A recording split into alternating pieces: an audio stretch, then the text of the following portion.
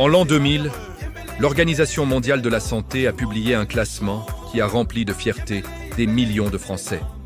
Le système de santé français était officiellement le meilleur au monde, devant les États-Unis, devant l'Allemagne, devant la Suède. Cette consécration internationale semblait valider un modèle construit patiemment depuis la fin de la Seconde Guerre mondiale. Un système fondé sur un principe simple mais révolutionnaire. L'accès aux soins pour tous, indépendamment des revenus. 25 ans plus tard, ce même système est au bord de l'implosion. Les urgences débordent, les déserts médicaux s'étendent, les soignants manifestent leur épuisement et les délais pour obtenir un rendez-vous médical atteignent des durées absurdes. Comment un système classé numéro 1 mondial a-t-il pu s'effondrer en à peine une génération? Pour comprendre cette trajectoire, il faut d'abord revenir aux fondations. La sécurité sociale française a été créée en 1945, dans les ruines d'un pays dévasté par la guerre. L'idée portée par le Conseil national de la résistance était claire. Protéger tous les citoyens contre les risques de la vie, la maladie, le chômage, la vieillesse. Le système reposait sur un mécanisme de solidarité intergénérationnelle et interprofessionnelle. Les actifs cotisaient pour financer les soins des malades et des retraités. C'était un pari audacieux dans un pays encore largement agricole et industriel. Mais ce pari a fonctionné. Porté par 3 décennies de croissance économique exceptionnelle, les 30 Glorieuses. Entre 1950 et 1980, l'économie française a connu une expansion continue. Le plein emploi était presque la norme, et les cotisations sociales alimentaient généreusement les caisses de la sécurité sociale.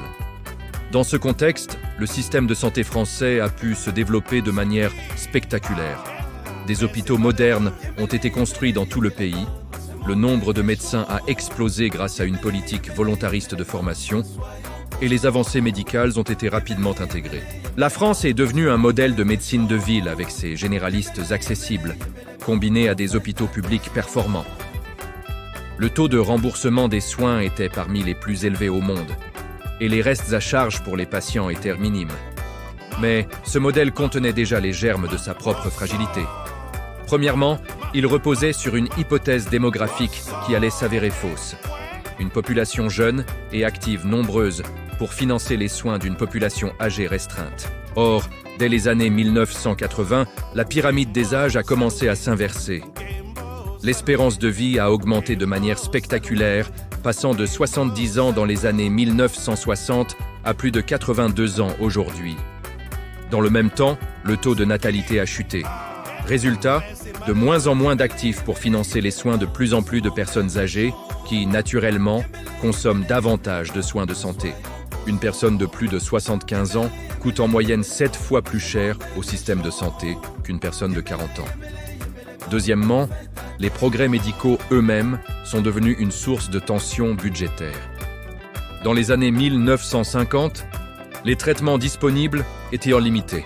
Aujourd'hui, la médecine peut traiter des cancers, remplacer des organes, gérer des maladies chroniques pendant des décennies.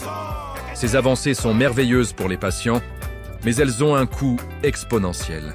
Un traitement anticancéreux moderne peut coûter plusieurs dizaines de milliers d'euros par an.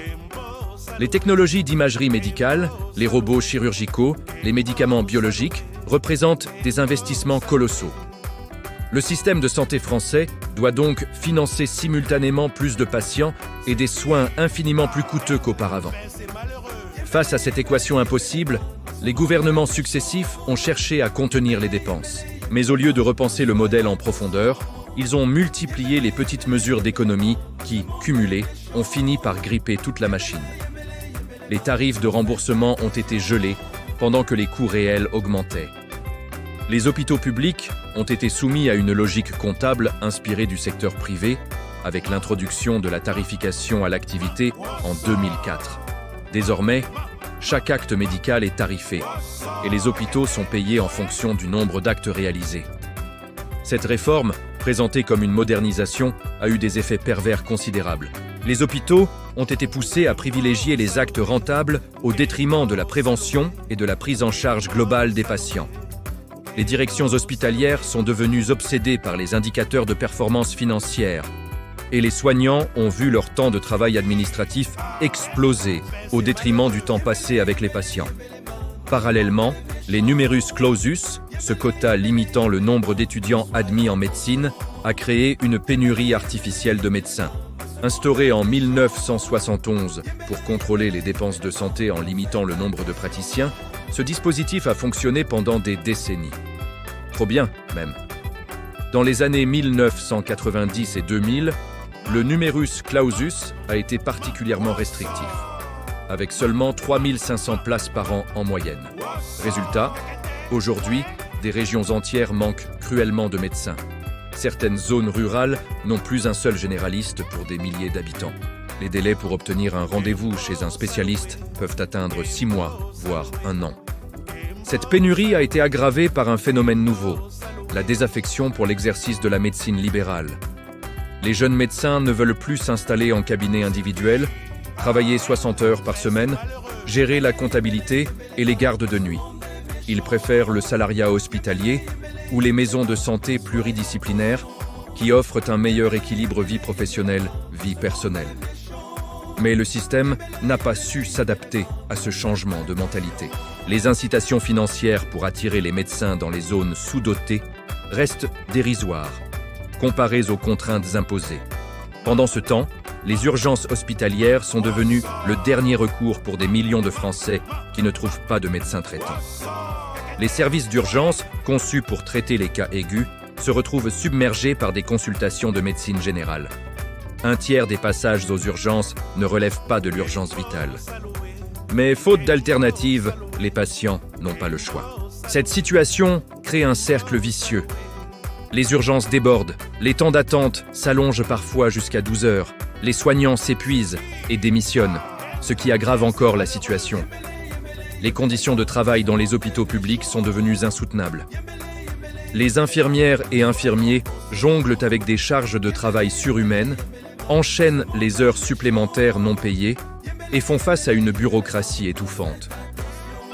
Le taux de burn-out chez les soignants français est parmi les plus élevés d'Europe.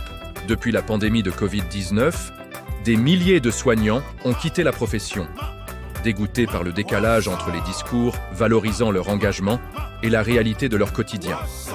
Sur le plan budgétaire, le déficit de la sécurité sociale oscille autour de 10 à 15 milliards d'euros par an. La dette sociale cumulée dépasse les 150 milliards d'euros. Pour combler ces trous, l'État crée des taxes spécifiques, augmente les cotisations ou transfère la dette vers des organismes dédiés comme la Caisse d'amortissement de la dette sociale. Mais ces artifices comptables ne règlent pas le problème de fond. Les recettes n'augmentent pas aussi vite que les dépenses. Le système fiscal français repose encore largement sur les cotisations sociales assises sur les salaires, alors que la structure de l'économie a changé. Les emplois industriels, bien rémunérés, ont cédé la place à des emplois de services souvent précaires et moins bien payés. La financiarisation de l'économie et l'essor des revenus du capital échappent en partie au financement de la protection sociale. Et pendant que le système public s'effondre, un système de santé à 2 vitesses émerge.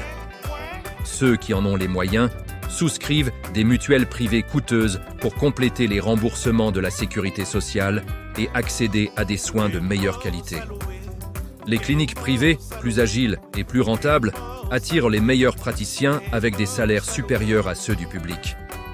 Le principe d'égalité d'accès aux soins, fondement même du système français, est en train de se fissurer. L'effondrement du système de santé français n'est donc pas le résultat d'un événement unique, mais l'accumulation de décisions politiques à courte vue, de transformations démographiques mal anticipées et d'un refus de remettre en question un modèle devenu obsolète. Ce qui était le meilleur système au monde en 2000 ne l'est plus aujourd'hui. Non pas parce que les soignants sont moins compétents ou moins dévoués, mais parce que les fondations sur lesquelles ils reposaient se sont érodées sans qu'aucune réforme structurelle ne vienne les consolider.